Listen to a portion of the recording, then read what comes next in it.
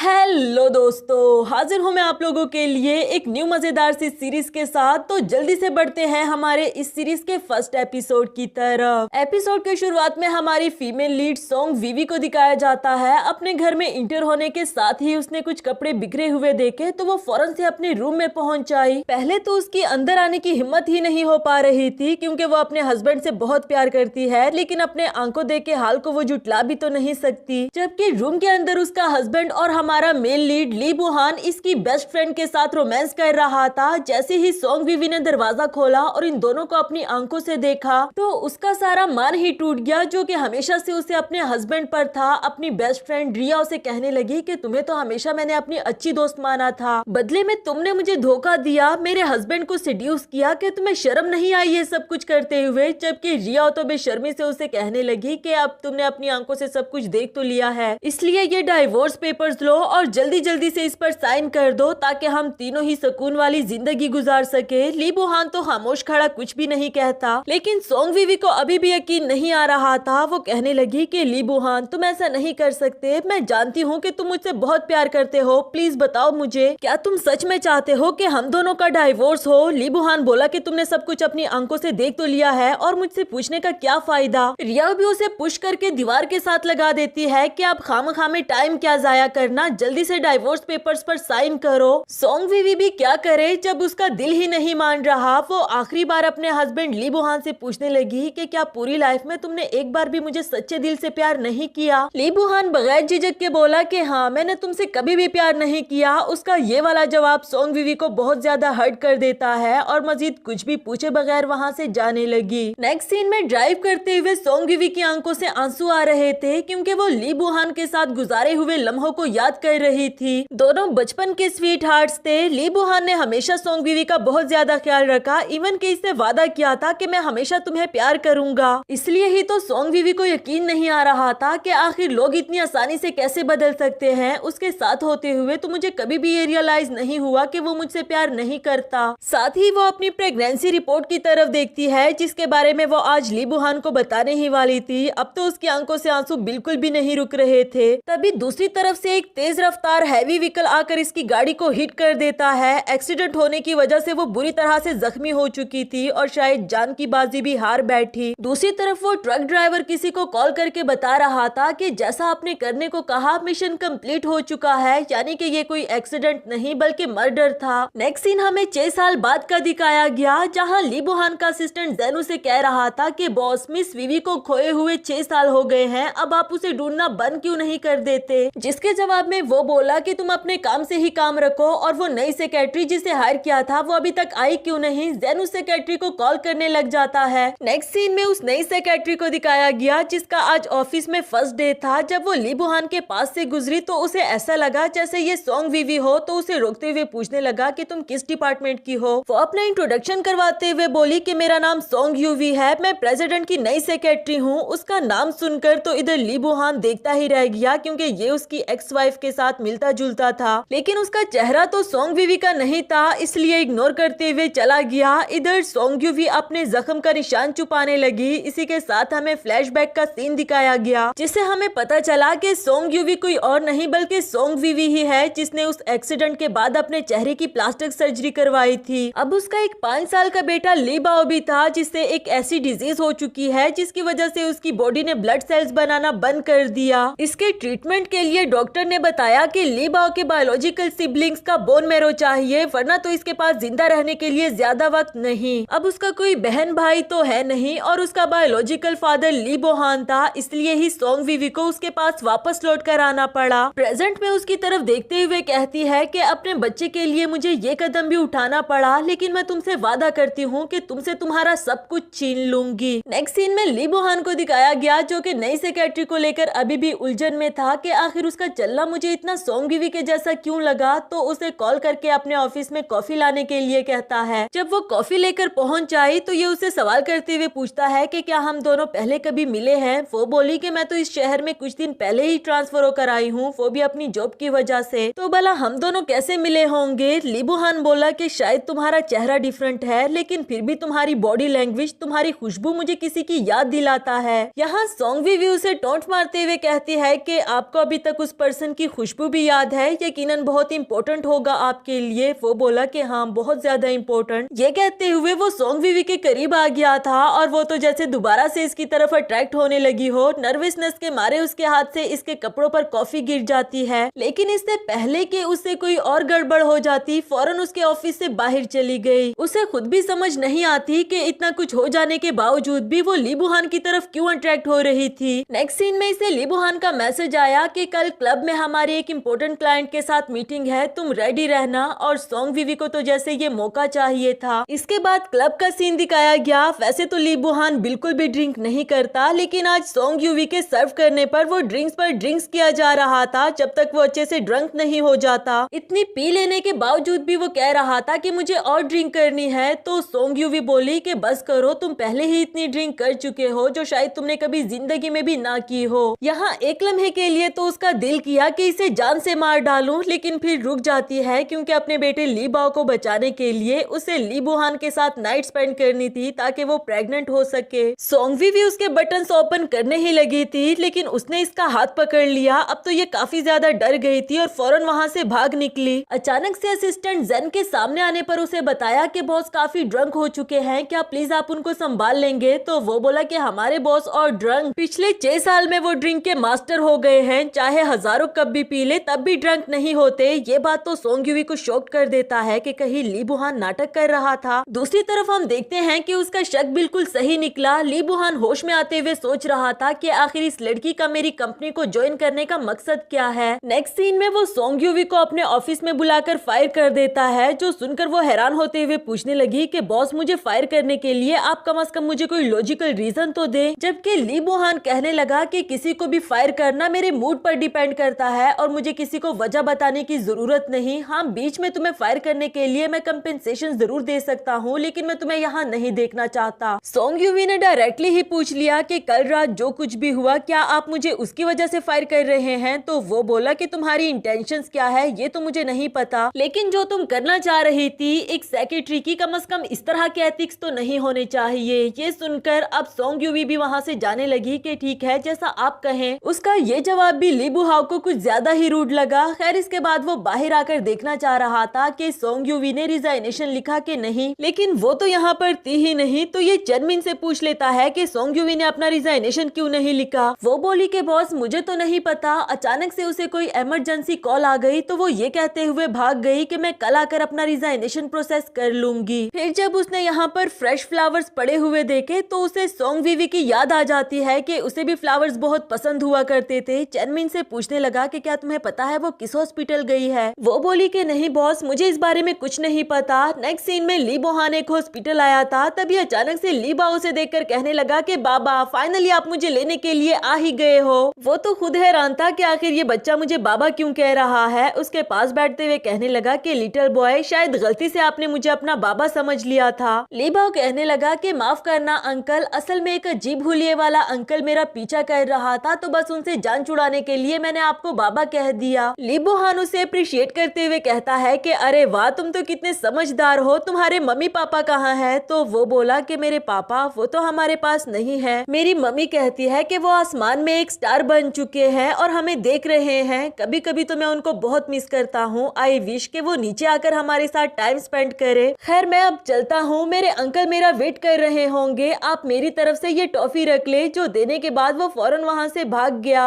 थोड़ा आगे आने के बाद ली बुहान ने सोंग यूवी को एक डॉक्टर के साथ हंसते मुस्कुराते हुए देखा तो वो दिल ही दिल में सोचने लगा कि आखिर इन दोनों का आपस में क्या रिलेशनशिप होगा। तभी उसे एक नर्स ने आवाज देकर उसके ग्रैंडपा का रूम नंबर बताया, जिसके बाद वो अपने ग्रैंडपा से मिलने के लिए आता है। ग्रैंडपा तो इसे डांट रहे थे कि मेरे बारे में तुम्हें परेशान होने की जरूरत नहीं, मेरे लिए हर हाल में सोंग वीवी को ढूंढ कर लाओ, मैं खुद ही ठीक हो जाऊंगा। मैं उसे अनाथ आश्रम से लेकर आया था, उसे वादा किया था कि मैं सारी जिंदगी उसका ख्याल रखूंगा, लेकिन तुमने मेरा मान तोड़ दिया, मुझे डिसअपॉइंट किया है। ली बुहान नजरें झुकाए हुए शर्मिंदा होकर उनके सामने बैठा हुआ था। साथ ही वो आज से 6 साल पहले के बारे में सोचता है जब उसने सोंग वीवी से कहा था कि हाँ मैंने तुमसे कभी भी प्यार नहीं किया। जब वो चली जाती है तो ये भी उसके पीछे जाना चाह रहा था, पर ये राव ने उसे रोक लिया कि तुम बना बनाया हुआ प्लान खराब क्यों करना चाह रहे हो। यानी कि ये सब कुछ ली बुहान ने किसी मजबूरी के तहत किया था। प्रेजेंट में वो दिल ही दिल में कह रहा था कि सोंग वीवी पिछले 6 साल से मैं और ग्रैंडपा दोनों तुम्हें ढूंढ रहे रहे हैं, तुम कहाँ हो, प्लीज वापस आ जाओ। नेक्स्ट सीन में विवी ली बाओ को हॉस्पिटल के वार्ड में सुला रही थी, तभी उसे ली बोहान का मैसेज आया कि बाहर आओ, मैं तुमसे कुछ बात करना चाहता हूँ। मैसेज देखकर जब वो बाहर आई और ली बोहान को ड्रिंक करते हुए देखा तो कहने लगी कि आखिर ऐसा भी क्या हो गया जो आप ड्रिंक करने लग गए हो, मुझे ही देख लो, आज बॉस ने बिना किसी वजह मुझे जॉब से फायर कर दिया, तो क्या मैं भी ड्रिंक करने के लिए चली जाऊं? ली बोहान बोला कि शायद तुमने जिंदगी में कभी चोट ना खाई हो, इसलिए तुम्हें मेरे दर्द का एहसास नहीं होगा। ये बात सुनकर सोंग यूवी उसे अपने जिस्म पर लगा हुआ निशान दिखाते हुए कहती है कि किसने कहा मैंने कभी चोट नहीं खाई, पर खैर वो वक्त गुजर चुका है। ली बोहान कहने लगा कि जिस्म पर खाई हुई चोट वक्त के साथ साथ खत्म हो जाती है, लेकिन दिल का दर्द बहुत बदतरीन होता है जो कभी भी खत्म नहीं होता। इस पर सोंग यूवी उसे फ्लावर दिखाते हुए बोली कि एक फूल के मुरझा जाने के बाद दूसरा फूल भी तो खिलकर आता है ना, इस तरह जिंदगी में कभी न कभी खुशियां भी जरूर आती है। उसकी ये बात सुनकर ली बोहान को याद आया कि सेम ऐसा ही मुझे विवी ने भी कहा था, मगर वो आंखों का धोखा तो नहीं खा सकता क्योंकि ये लड़की विवी तो नहीं। खैर इसके बाद बातों ही बातों में दोनों एक दूसरे के साथ खेलना कूदना शुरू कर देते हैं और इसी दौरान ली बोहान उसके बहुत ज्यादा करीब आ गया था। सिर्फ यही नहीं बल्कि करीब आने के साथ साथ उसे सोंग यूवी में सोंग विवी नजर आने लगी और कहता है कि विवी तुम वापस आ गई हो, मैंने तुम्हारा कितना इंतजार किया। ये कहते साथ ही वो उसे फोर्सफुली किस करने लगा। इसके बाद दोनों बेडरूम तक आ गए थे, लेकिन अभी भी सोंग यूवी उसे खुद से दूर नहीं करती क्योंकि वो अपने मकसद में कामयाब होना चाहती थी। लेकिन अचानक जब उसे याद आया कि ली बोहान की वजह से उसे कितना कुछ सहना पड़ा तो फौरन उसे खुद से दूर करते हुए वहाँ से भाग जाती है और इसी के साथ हमारा फर्स्ट एपिसोड खत्म हुआ।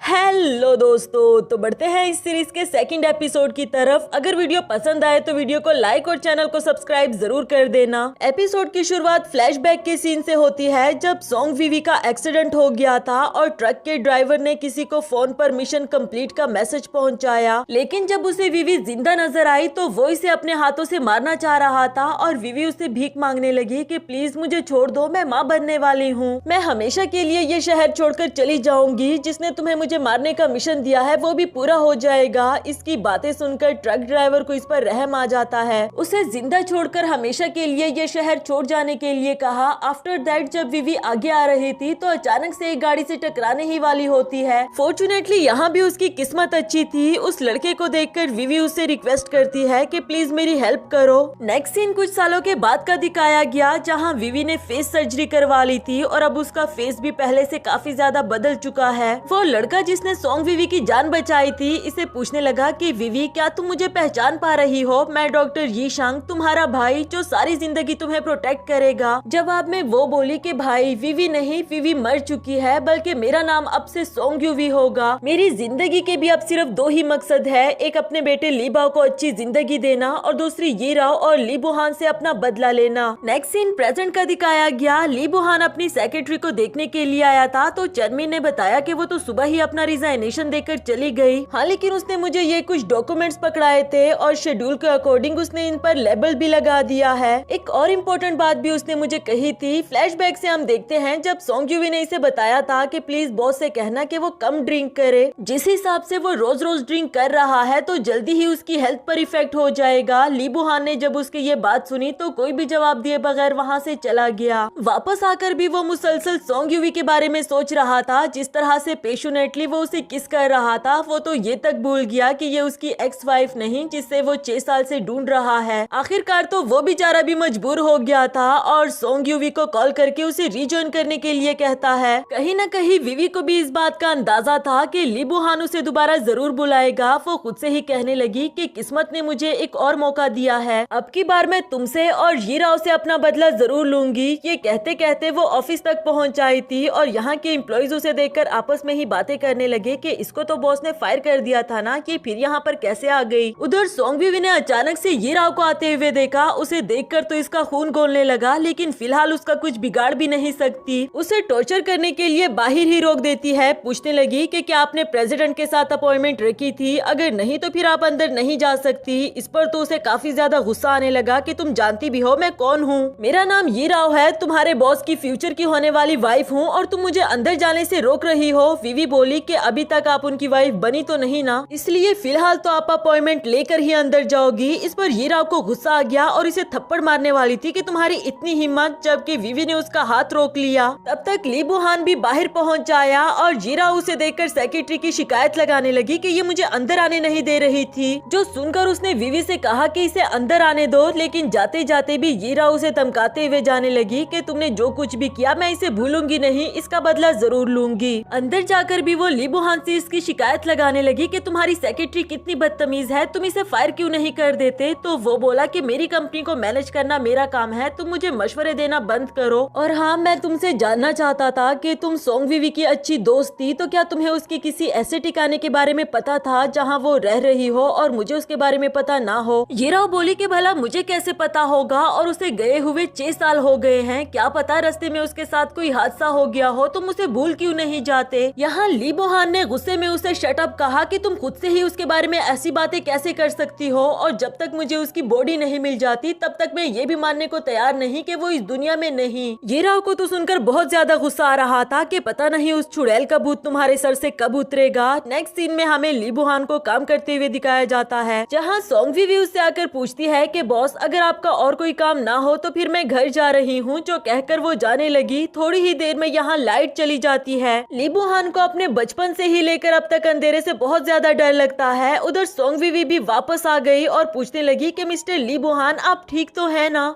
वो तो इसे देखते साथ ही जोरों से हक कर देता है कि प्लीज कुछ देर के लिए मुझे छोड़कर मत जाओ, जबकि विवी दिल ही दिल में कहने लगी कि इतने साल गुजर गए हैं लेकिन अभी भी तुम्हें अंधेरे से डर लगता है। फ्लैशबैक से हम देखते हैं कि पहले भी कभी लाइट चली जाती तो ली बुहान को डर लगता था और विवी उसे संभालती कि तुम डरो नहीं, मैं हूँ ना तुम्हारे पास। प्रेजेंट में भी वो ली बुहान को संभाल रही थी कि आप फिक्र नहीं करे, मैंने कॉल करवा दी है, लाइट आती ही होगी। थोड़ी ही देर में लाइट भी आ गई। दोनों ही खुद को एक दूसरे के इतना करीब देखकर फौरन से दूर हो जाते हैं। ली बुहान उसे पूछने लगा कि तुम्हें कैसे पता था कि मुझे अंधेरे से डर लगता है और तुम वापस क्यों चली आई। इस पर विवी ने बहाना लगा दिया कि असल में मेरी चाबियां यहाँ पर रह गई थी, मैं वही लेने के लिए वापस आई थी, अब मैं चलती हूँ। पता नहीं क्यों लेकिन ली बुहान को अभी भी उसके कहने पर पूरी तरह से यकीन नहीं हुआ, जबकि फ्लैशबैक से हम देखते हैं कि विवी ने जानबूझकर पावर कट किया था ताकि बहाने बहाने से वो ली बुहान के दिल में अपने लिए जगह बना सके और आहिस्ता आहिस्ता उसके साथ रिलेशनशिप में आ जाए। अगली सुबह ली बुहान उसे कॉफी देते हुए कल रात के लिए शुक्रिया अदा करता है और बताया कि ये कॉफी मैंने स्पेशली तुम्हारे लिए बनाई, इसे टेस्ट करके बताओ कि कैसी बनी है। विवी ने भी जल्दी जल्दी से कॉफी को टेस्ट कर लिया, पर जिस तरह से ली बुहान उसे देख रहा था ऐसा लग रहा है कि कुछ गड़बड़ है। नेक्स्ट सीन हमें एक मीटिंग का दिखाया गया, जहाँ ली बुहान तो क्लाइंट के साथ बातों में मसरूफ था, लेकिन इधर विवी की तबीयत बहुत ज्यादा खराब हो गई। वो दिल ही दिल में सोचने लगी कि क्या उस कॉफी में कुछ मिला हुआ था। अचानक से जब ली बुहान की उस पर नजर पड़ी तो फौरन उसे संभालने लगा कि क्या हुआ, तुम ठीक तो हो ना। दिल ही दिल में वो सोचने लगा कि विवी को बीन्स से एलर्जी तो जरूर थी, लेकिन ऐसा तो कभी भी नहीं हुआ कि उसकी तबीयत इतनी ज्यादा खराब हो गई हो। खैर वो जल्दी जल्दी से सोंग विवी को उठाते हुए हॉस्पिटल ले आया। नेक्स्ट सीन में विवी को वो एक्सीडेंट वाले सपने आ रहे थे और वो ऊंची आवाज में चिल्लाते हुए कहती है कि प्लीज मुझे मत मारो, मुझे मत मारो। ली बुहान भी उसकी ये हालत देखकर सोचने लगा कि पता नहीं इसकी लाइफ में इसके साथ क्या हुआ होगा। फिलहाल के लिए तो उसे होश भी आ गया। तभी ली बुहान को असिस्टेंट जेन की कॉल आई, जो इसे बता रहा था कि बॉस आपके कहने पर मैंने सेक्रेटरी की सारी इन्वेस्टिगेशन करवा ली है, आपका शक गलत निकला, उसका मिस विवी से कोई लेना देना नहीं, बल्कि वो तो इस शहर में कभी रही भी नहीं थी, बस जॉब के लिए ट्रांसफर होकर आई। ये सुनकर तो ली बुहान भी हैरान था। साथ ही हमें फ्लैशबैक का सीन दिखाया गया।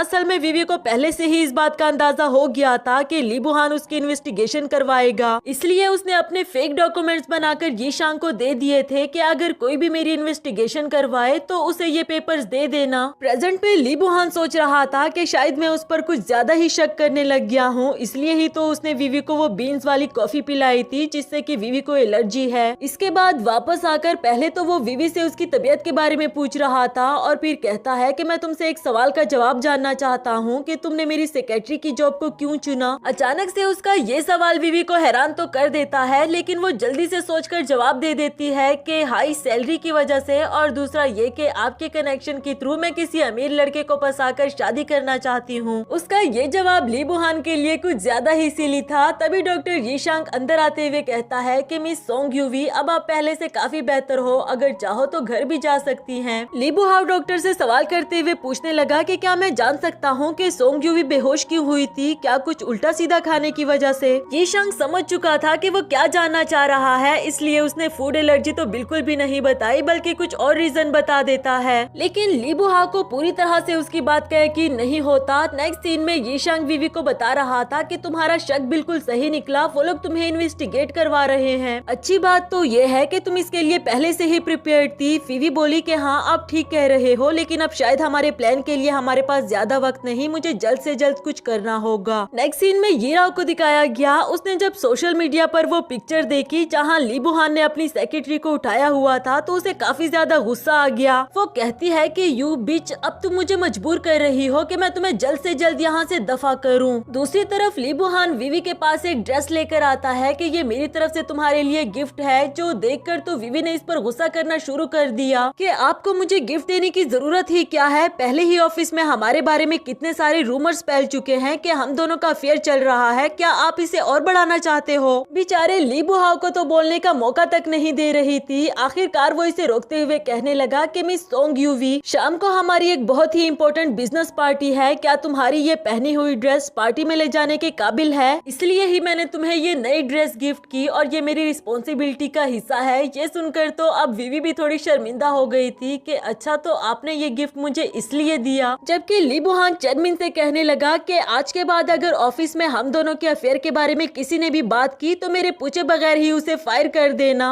ये कहकर वो चला जाता है। इधर वीवी तो अभी तक एम्बैरेस्ड फील कर रही थी। इसी के साथ हमारा ये वाला एपिसोड भी खत्म हुआ। हेलो दोस्तों, तो बढ़ते हैं इस सीरीज के थर्ड एपिसोड की तरफ। अगर वीडियो पसंद आए तो वीडियो को लाइक और चैनल को सब्सक्राइब जरूर कर देना। एपिसोड की शुरुआत में यीराओ को दिखाया गया जो कि हॉस्पिटल में ओवुलेशन इंजेक्शन लगवाने के लिए आई थी। नर्स ने उससे पूछा भी कि मिस आपकी तो अभी तक शादी भी नहीं हुई, तो फिर आपको ये इंजेक्शन लगवाने की जरूरत ही क्या है? जिस पर वो बोली कि तुम्हें इससे क्या लेना देना, तुम्हें जितना करने को कहा गया है बस उतना ही करो, और वो भी इसे इंजेक्शन लगा देती है। नेक्स्ट सीन उस बिजनेस पार्टी का दिखाया गया जिसके बारे में ली बुहान बात कर रहा था। यीराओ भी यहाँ पर पहुंची हुई थी। यहाँ एक लड़का उसके कपड़ों और उसकी ज्वेलरी वगैरह की तारीफ कर रहा होता है, तो वो बोली कि आखिर तारीफ के काबिल क्यों ना हो, ये सब कुछ मैंने थाईलैंड से ऑर्डर करवाया है। तब तक सामने से सोंग वीवी आ पहुंची थी और ये लड़का उसे देखकर फौरन से उसके पास चला गया, क्योंकि वो एक फ्लर्टी इंसान था और हर प्यारी लड़की के साथ वो फ्लर्ट करना चाहता है। यीराओ को तो इस पर बहुत ज्यादा गुस्सा आ गया, लेकिन जब ली बुहान ने उन दोनों को साथ में देखा तो वो भी जेलस होकर इसके पास पहुंच आया था और इसका हाथ पकड़कर अपने साथ साइड पर ले गया। पूछने लगा कि तुम यहाँ पर क्लाइंट से मिलने के लिए आए हो या फिर दूसरों की अटेंशन लेने के लिए? अब मेरे आसपास ही रहना, कहीं गायब मत हो जाना। सोंग वीवी समझ चुकी थी कि वो जेलस हो रहा है। कहने लगी कि आपको मेरा मकसद पता तो है, मैं किसी अमीर लड़के को फंसाकर उससे शादी करना चाहती हूँ, तो फिर आप मुझे रोक क्यों रहे हैं? यहाँ ली बुहान उसे गुस्से में घूरने लगा और वो बोली कि अच्छा अच्छा ठीक है, मैं आपकी बात समझ गई हूँ। साथ ही उसे वाइन का गिलास पकड़ाने लगी और हमें फ्लैशबैक का सीन दिखाया जाता है कि इस गिलास में डॉक्टर यीशांग ने ड्रग मिला दिया था ताकि वीवी को ली बुहान के साथ नाइट स्पेंड करने का मौका मिल सके और इस तरह वो अपने मकसद में कामयाब हो जाएगी। लेकिन इससे पहले कि वो वाइन का गिलास ले पाता तब तक दूसरी तरफ से यीराओ पहुंच आई, ये कहते हुए कि आपके लिए मैंने स्पेशली ड्रिंक ऑर्डर करवाई है, आपको ये पीनी होगी। ली बुहान भी वीवी को जेलस करने के लिए उसके हाथ से ड्रिंक लेकर पी लेता है और फिर वहाँ से जाने लगा। लेकिन सोंग वीवी को गड़बड़ लग रही थी कि कहीं यीराओ के इरादे भी कुछ और तो नहीं। ये बात बताने के लिए वो पार्टी से बाहर डॉक्टर यीशांग के पास पहुंच आई थी कि किस तरह से यीराओ ने ली बुहान को अपनी ड्रिंक पिलाई, पर उसकी इवल स्माइल मुझे कटक रही है। यीशांग बोला कि तुम उसकी फिक्र मत करो, उसे मैं संभाल लूंगा। ये बताओ कि तुम प्लान पर काम करने के लिए तैयार हो, नर्वस तो नहीं ना, क्योंकि हो सकता है कि ली बुहान तुम्हें गलत समझे। तो वो कहने लगी कि मुझे इससे कोई फर्क नहीं पड़ता, पिछली बार मैंने मौका खो दिया था मगर इस बार नहीं। थी। जो सुनकर डॉक्टर यीशांग वहाँ से चला गया। तभी ली बुहान बाहर आकर उसे पूछने लगा कि मैंने तुम्हें कहा था ना मेरे आसपास ही रहना, कितना डिसअपॉइंट करती हो तुम मुझे। इससे पहले कि वो कुछ और कह पाता, अनकॉन्शियस होकर उसे हक कर देता है और विवी भी उसे रूम तक ले आई थी। यहाँ उसे कहती है कि माफ करना, अब मुझे भी तुम्हें एक टूल की तरह यूज करना होगा। जबकि ली बुहान को विवी की याद आ रही थी। वो कहता है कि विवी तुम वापस आ गई हो, प्लीज दोबारा मुझे छोड़कर मत जाना। मैं जानता हूँ कि मैं गलत था। किसी हद तक तो सॉन्ग विवी भी पिघल चुकी थी। इसके बाद ली बुहान उसे किस करने लगा और वो इसे नहीं रोक पाई, ये सोचते हुए कि सॉन्ग विवी सब कुछ वैसा ही तो हो रहा है जैसा तुम चाहती थी। दूसरी तरफ ये राव ली बुहान को हर तरफ ढूंढ रही थी। तभी यीशांग ने उसे गलत रूम नंबर बता दिया कि मैंने उसे वहाँ पर जाते हुए देखा। और जब ये राव उस रूम तक पहुँची तो वहाँ यीशांग ने उसे पकड़कर वॉशरूम के अंदर बांध दिया था ताकि विवी अपने मकसद में कामयाब हो जाए और ये कोई मसले ना बना सके। चाहे वो लाख चिल्लाती मगर कोई भी उसे सुनने वाला नहीं था।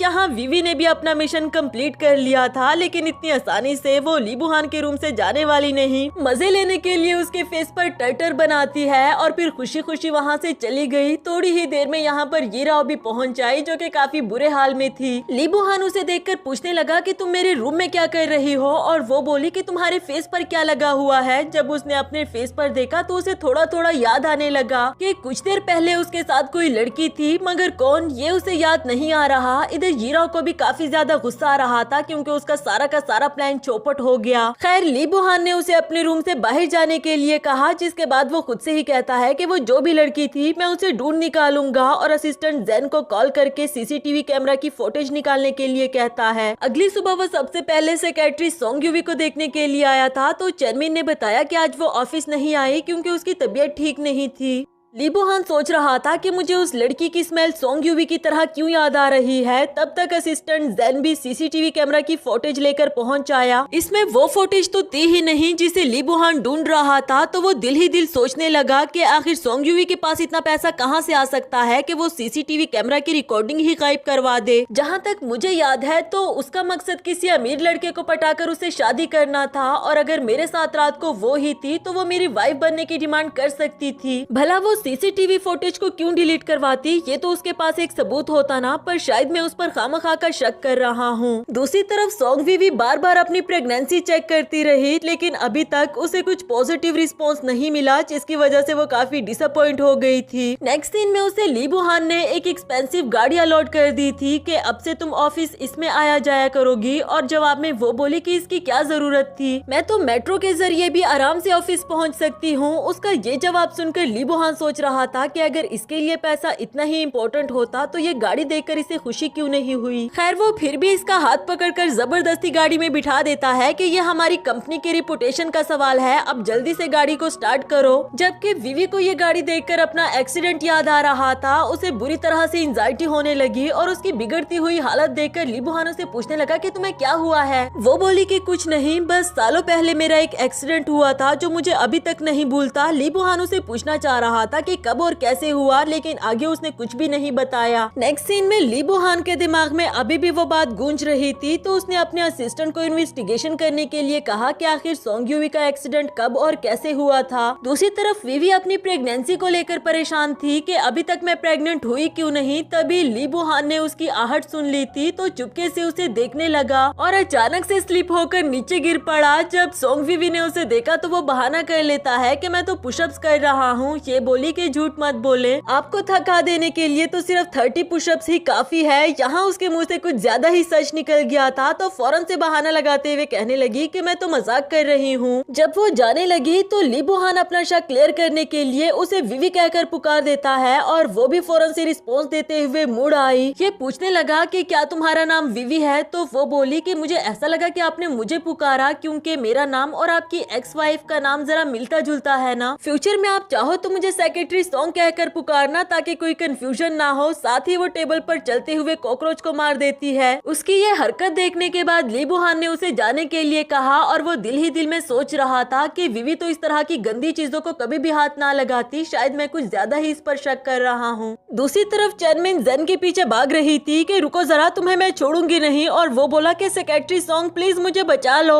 चेनमिन ने उसे बताया कि इतनी मुश्किल से तो मुझे एक लड़का मिला था डेट करने के लिए, ये उसके साथ भी मैं इम्प्रेस करना चाह रहा है। विवी बोली कि तुम फिक्र नहीं करो, तुम्हें इस दुनिया का सबसे अच्छा लड़का मिलेगा। और वो बोली कि इस दुनिया का सबसे अच्छा लड़का तो मैं अभी भी हमारे CEO मिस्टर ली बुहान को मानती हूँ, क्योंकि वो बहुत लॉयल है। उसकी वाइफ को गुजरे हुए 6 साल हो गए, मगर वो अभी भी अपनी वाइफ को ढूंढता रहता है। सोंग विवी को भी उसकी बात सुनकर ली बुहान के लिए बुरा लग रहा था। तभी चनमिन बोली कि तुम भी तो सिंगल हो ना, अब तो ऑफिस की भी छुट्टी हो गई है, प्लीज मेरे साथ चलो, मैं अपने डेट से मिलने के लिए जाने वाली हूँ और अकेले जाने की हिम्मत तो मेरी बिल्कुल भी नहीं हो पा रही। विवी तो उसके साथ नहीं जाना चाहती थी, मगर फिर भी चनमिन उसे जबरदस्ती अपने साथ ले जाने लगी। जाते जाते हुए उसे असिस्टेंट जेन ने देख लिया कि ये चनमिन स्कर्ट पहनकर कहाँ जा रही है। ली बुहान देखे बगैर कहता है कि तुम्हें उससे क्या लेना देना, लेकिन जब जेन ने बताया कि सेक्रेटरी सोंग क्यूई भी उसके साथ है तो उसने यू टर्न ही ले लिया और कहता है कि देख क्या रहे हो, उनके पीछे जाओ। दोनों ही इनके पीछे एक रेस्टोरेंट तक पहुंच आए थे। यहाँ चनमिन जिस लड़के के साथ डेट करने के लिए आई थी वो लड़का कम और अंकल ज्यादा लग रहा है। बेचारी को देखकर अफसोस तो बहुत हुआ, लेकिन अब जब वो यहाँ तक आ ही गई तो अपने साथ साथ विवी को भी बिठा देती है। तब तक पीछे ली बुहान भी आकर एक टेबल पर बैठ गया और गुस्से में विवी को घूर रहा था। फिर उसे मैसेज करते हुए कहता है कि तुम्हारे पास कुछ ज्यादा ही फालतू टाइम नहीं आ गया जो तुम फजूल किस्म के लोगों से मिलने के लिए आई हो। उसका मैसेज देखकर विवी ने उसे पीछे बैठे हुए देख लिया था, लेकिन फिर भी बहुत एटीट्यूड में जवाब देते हुए कहने लगी कि अब तो ऑफिस से छुट्टी हो चुकी है, इसलिए मेरी मर्जी, मैं जहाँ भी जाऊँ। इस पर ली बुहान ने उसे कुछ एक्स्ट्रा काम देकर ओवर टाइम करने के लिए कहा, पर ये बोली कि प्लीज अपनी अथॉरिटी का यूज मत करे, मैं यहाँ से कहीं नहीं जाने वाली। तभी उनमें से एक लड़का विवी को टच करने लगा था कि तुम काफी परेशान लग रही हो, लेकिन इससे पहले ही ली बुहान ने आकर उसका हाथ पकड़ लिया कि तुम्हें टच करने की इजाजत किसने दी। वो लड़का भी यही पूछ रहा था कि तुम कौन हो और ये लड़की तुम्हारी क्या लगती है जो तुम मुझे इसे टच करने से रोक रहे हो। तो वो बोला कि ये सिर्फ मेरी है, मेरी सेक्रेटरी।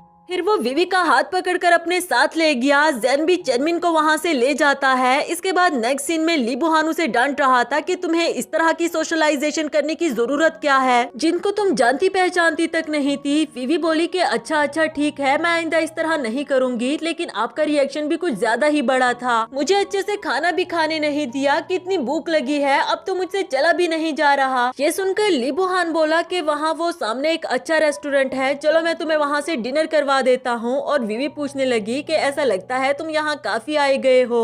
वो बोला कि हाँ, मैं अपनी एक्स वाइफ के साथ आता था। विवी पूछने लगी कि क्या मैं तुम्हें अपनी एक्स वाइफ की तरह लगती हूँ, तो वो बोला कि नहीं, तुम दोनों बिल्कुल भी सेम नहीं। यहाँ विवी ने उसे खींच कर अपनी करीब कर लिया था और कहती है कि जरा गौर से देखो, क्या मैं तुम्हें अपनी एक्स वाइफ की तरह नहीं लगती। इसी के साथ हमारा ये वाला एपिसोड भी खत्म हुआ। हेलो दोस्तों, तो बढ़ते हैं इस सीरीज के 4th एपिसोड की तरफ। अगर वीडियो पसंद आए तो वीडियो को लाइक और चैनल को सब्सक्राइब जरूर कर देना। एपिसोड की शुरुआत फ्लैशबैक के सीन से होती है, जहां ली बुहान सोंग विवी को इसी रेस्टोरेंट लेकर आया था। वो काफी थक चुकी थी और कहती है कि रुको तो सही, तुम कितना तेज तेज चल रहे हो। इसी दौरान ली बुहान को एक इम्पोर्टेंट कॉल आ गई थी, तो वो सोंग विवी से ये कहकर वहाँ से भाग निकला कि एक इमरजेंसी हो गई, मुझे जाना होगा। विवी को उसका ऐसे चले जाना बिल्कुल भी अच्छा नहीं लगा। वो काफी देर तक वहीं पर बैठकर ली बुहान का वेट करती रही और काफी टाइम के बाद जब वो वापस आ गया तो उससे कहने लगा कि तुम कितनी बुद्धू हो, घर चली जाती, कब से यहाँ पर बैठकर वेट कर रही हो। और वो बोली कि मुझे लगा था अब तुम्हें मेरी जरूरत नहीं है, तुम मुझे छोड़कर चले गए हो। इस पर ली बुहान बोला कि पागल हो गई हो क्या, भला तुम मुझे क्यों नहीं चाहिए होगी। अच्छा चलो, मैं वादा करता हूँ कि आज के बाद मैं ऐसे कभी भी नहीं जाऊंगा। प्रेजेंट में भी कुछ ऐसा ही सीन होता है। सोंग यूवी काफी ज्यादा थक चुकी थी। वो कहती है कि मिस्टर ली बुहान, आप मुझे इतना टॉर्चर क्यों कर रहे हो, ये जानते हुए भी कि मुझसे और नहीं चला जा रहा। इसी दौरान ली बुहान को जेन की कॉल आई कि हमारे अब्रॉड वाले क्लाइंट अचानक से आपसे मिलने के लिए आए हैं, लेकिन ली बुहान ने जाने से मना कर दिया। वो कहता है कि फिलहाल मैं बिजी हूँ, उससे नहीं मिल सकता। विवी ने बताया भी कि वो प्रोजेक्ट हमारे लिए बहुत ज्यादा इम्पोर्टेंट है, लेकिन फिर भी वो नहीं माना और कहता है कि मेरे लिए इतना भी इम्पोर्टेंट नहीं, चलो मैं तुम्हें उठा कर ले जाऊँ, तुमसे नहीं चला जा रहा ना। फिर झुकते हुए उसे अपने पीठ पर चढ़ने के लिए कह रहा था। सोंग यूवी बोली कि ऐसा लग रहा है आपको काफी प्रैक्टिस है, और ये कहने लगा कि नहीं, तुम वो पहली लड़की हो जिसे मैं उठा कर ले जाने वाला हूँ। वो मजीद इसे टीस करते हुए पूछ रही थी कि क्या आपने कभी अपनी फियोंसी यीरा को भी नहीं उठाया, जिस पर ली बुहान ने बताया कि पहली बात तो ये वो मेरी फियोंसी नहीं है, और दूसरी बात ये कि मैं उसे क्यों उठाने लगा। अब चलो भी, हमें जाना नहीं है क्या। ये कहकर वो उसे अपने बहुत करीब ले आया था और ये वाला मोमेंट उसे काफी फेमिलियर लगा। उसे विवी की याद आने लगी थी। विवी के साथ भी कुछ ऐसा ही हुआ, दोनों एक दूसरे को कब किस करने लगे ये तो इन्हें पता तक नहीं चला। और थोड़ी देर बाद जब इन दोनों को रियलाइज हुआ कि वो दोनों बॉस और सेक्रेटरी हैं, तो काफी ऑकवर्ड फील करते हैं। मन ही मन सोच रहे थे कि आखिर इतनी बड़ी गलती हो कैसे गई हमसे। ली बुहान बोला कि क्या हम ऐसा प्रिटेंड कर सकते हैं कि हमारे बीच कुछ भी नहीं हुआ। विवी ने तो इसे लड़ना ही शुरू कर दिया कि कैसे कुछ नहीं हुआ, ये मेरी फर्स्ट किस थी और आप कह रहे हो कि मैं इसे भूल जाऊं। ली बुहान बोला कि अगर ये फर्स्ट किस थी तो वो जो लास्ट टाइम हमने किया था वो क्या था। दोनों ही एक दूसरे के साथ बहस पर उतर आए थे। इसके बाद नेक्स्ट सीन में यीराओ ने विवी को मिलने के लिए बुलाया था और उसे धमकाते हुए कहती है कि ली बुहान से दूर रहो वरना तो तुम्हारे साथ क्या होता है इसकी जिम्मेदार मैं नहीं होंगी। विवी भी उसे डरने वाली कहाँ थी, वो करारा जवाब दे देती है। इससे पहले कि यीराओ उसके ऊपर कॉफी गिराती, विवी ने उसके ऊपर गर्म पानी गिरा दिया और दोनों की लड़ाई आपस में स्टार्ट हो जाती है। नेक्स्ट सीन में ली बुहान यीराओ को पिक करने के लिए आया था और उसे पूछता है कि क्या हुआ, तो वो बोली कि देखो ना तुम्हारी सेक्रेटरी ने मेरे ऊपर गर्म पानी गिरा दिया, ये बिल्कुल भी अच्छी लड़की नहीं है। असल में उसे अंदाजा नहीं था कि सेक्रेटरी सोंग यूवी भी यहाँ पर होगी। सोंग यूवी उसे कहती है कि मिस्टर ली बुहान आपकी फियोंसी को कोई गलतफहमी हो गई है कि आप मुझे लाइक करने लगे हो, इसलिए ही इसने मुझे धमकाने के लिए बुलाया था। अब तुम इसके सामने ही बता दो क्या तुम मुझे लाइक करते हो। इससे पहले कि वो कुछ कह पाता यीराओ बोली कि रहने दो, मैं जानती हूँ कि इस लड़की ने ही तुम्हें सेड्यूस किया होगा। तब तक यीशांग भी विवी को रिसीव करने के लिए आ गया था। उसे देखकर तो ली बुहान को बिल्कुल भी अच्छा नहीं लगा और पूछता है कि आखिर तुम इसकी क्या लगते हो। लेकिन विवी बोली कि तुम्हें इसे क्या लेना देना, तुम अपनी फियोंसी को लेकर घर जाओ। इसके बाद गाड़ी में भी बैठकर वो सोंग यूवी के बारे में सोच रहा था कि क्या मैं सच में उसे प्यार करने लगा हूँ। यहाँ यीराओ की बातों की तरफ तो उसका बिल्कुल भी ध्यान नहीं था। आखिरकार गाड़ी को रोककर उसे उतरने के लिए कहा कि मुझे कुछ जरूरी काम है, तुम खुद ही घर चली जाओ। जबरदस्ती उसे अपनी गाड़ी से उतार देता है और फिर दिल ही दिल में कहने लगा कि सोंग विवी मैं आ रहा हूँ तुम्हें तुम्हारे सवाल का जवाब देने। दूसरी तरफ विवी यीशांग से कह रही थी कि आपको वहाँ पर नहीं आना चाहिए था। अगर ली बुहान को हमारे सीक्रेट के बारे में पता चल जाता तो, क्योंकि अभी तक भी मैं अपने मकसद में कामयाब नहीं हुई, शायद मुझे कोई और मौका ढूंढना होगा। यीशांग बोला कि तुम फिक्र नहीं करो, मैं भी साथ साथ मैचिंग का बोन मैरो सर्च कर रहा हूँ। दूसरी तरफ यीराओ ने किसी को सोंग यूवी के इन्वेस्टिगेशन करने के लिए कहा कि पहले वो विवी मुझ पर अजाब बनी हुई थी और अब ये सोंग यूवी। इधर सोंग यूवी जब घर पहुंची तो ली बुहान पहले से ही खड़ा उसका वेट कर रहा था। कहने लगा कि मैंने सुना है तुमने यीराओ को अच्छे से मारा पीटा, अगर मुझे पहले पता होता ना तो मैं भी उसे तुम्हारे साथ पीट लेता। विवी को तो उसकी बातों पर हंसी आ रही थी कि इतनी रात को तुम मुझे सिर्फ ये कहने के लिए आए थे, चलो ठीक है अब जाओ भी। लेकिन वो बोला कि इतनी रात को मैं तुम्हारे पास आया हूँ और अब तुम मुझे घर के अंदर भी आने नहीं दोगी। ये सुनकर विवी सोच में पड़ गई कि अंदर तो ली बाओ भी है, मैं इसे कैसे लेकर जाऊँ। कि तभी ली बाओ ने दरवाजा खोल दिया। वो कहता है कि मॉम आप आ गई हैं। ली बुहान तो उसे देखकर शॉक्ड ही हो गया कि अरे लिटिल रैबिट तुम यहाँ। घर में इंटर होने के बाद ली बाओ ने उसे अपना नाम बताया। इससे पहले कि वो कुछ और बताता इधर सोंग यूवी कहने लगी कि ये मेरे भाई का बेटा है और मैं इसकी आंटी लगती हूँ। ली बाओ भी बहुत होशियार बच्चा था, कहने लगा कि आंटी आपको याद है हॉस्पिटल में मैंने आपको बताया था कि मैं एक हैंडसम अंकल से मिला, वो यही अंकल है। इस पर वो कहने लगी कि बेटा आपके ये हैंडसम अंकल मेरे बॉस हैं। विवी को इन दोनों को ऐसे हंसते खेलते हुए देखकर काफी अच्छा लग रहा था। थोड़ी ही देर में दोनों को भूख लग गई तो विवी ने इन दोनों के लिए मिडनाइट स्नैक्स बनाए। जैसे ही ली बुहान ने टेस्ट किया तो ये टेस्ट उसे बहुत ज्यादा फेमिलियर लगा, साथ ही उसे विवी के साथ गुजारे हुए लम्हों की याद आने लगी। वो दिल ही दिल में सोच रहा था कि ये टेस्ट बिल्कुल विवी के हाथ का लग रहा है। उसे पूछ भी लिया कि क्या ये खाना तुमने अपने हाथों से बनाया, इसका टेस्ट मुझे किसी की याद दिला रहा है। जबकि विवी दिल ही दिल में सोच रही थी कि तुम्हें क्या पता जो तुम्हारे सामने बैठे हैं वो तुम्हारी वाइफ और तुम्हारा बेटा है। बरसों पहले मैंने इस हैप्पी फैमिली का ख्वाब देखा था जो तुमने पूरा होने नहीं दिया। बीच में लीबा पूछने लगा कि अंकल मेरी आंटी सिंगल है और आप भी सिंगल हैं, तो क्यों ना आप दोनों एक दूसरे से शादी कर लें। विवी को तो उसकी ये बात बहुत सिली लगी। जबकि ली बुहान बोला कि बेटा तुम्हारी आंटी तो बिल्कुल भी प्यारी नहीं, इससे कौन लड़का शादी करेगा। ये सुनकर तो विवी और उसके बीच में बहस छिड़ जाती है, जबकि ली बुहान सिर्फ उसे टीज कर रहा था। नेक्स्ट सीन में वापस जाते हुए ली बुहान बाहर खड़ा सोच रहा था कि उस दिन हॉस्पिटल में ली बाओ ने मुझे साफ साफ लफ्जों में बताया था कि उसके फादर की डेथ हो चुकी है, तो फिर आज सोंग यूवी ने झूठ क्यों बोला कि ये बच्चा उसके भाई का बेटा है जो कि कुछ दिनों के लिए इसके घर में छोड़कर गया है। दूसरी तरफ विवी को भी काफी ज्यादा बुरा लग रहा था कि वो एक बाप को अपने बेटे से दूर रख रही है, लेकिन वो दिल ही दिल में सोचने लगी कि ली बुहान तुमने जो कुछ भी किया इसकी सजा तो तुम्हें मिलनी ही चाहिए। ली बुहान के जाने से पहले ही वो बाहर आकर उसे पूछने लगी कि आज सुबह मैंने तुमसे एक सवाल पूछा था कि क्या तुम मुझे लाइक करते हो या नहीं, जिस पर उसने जवाब दिया कि हाँ मैं तुम्हें लाइक करता हूँ, बल्कि बहुत ज्यादा लाइक करता हूँ, पर मैं नहीं जानता कि क्या इसलिए क्योंकि तुम मुझे मेरी एक्स वाइफ विवी की तरह दिखती हो। फॉर्मल तरीके से उसे विवी का इंट्रोडक्शन करवाया और बताया कि आज से 6 साल पहले वो कहीं खो चुकी है, जो कहने के बाद वो वहाँ से चला गया। लेकिन विवी को अभी भी काफी ज्यादा बुरा लग रहा था। एक तो वो अपना बदला भी लेना चाहती है और ऊपर से उसे ली बु हान पर रहम भी आ जाता।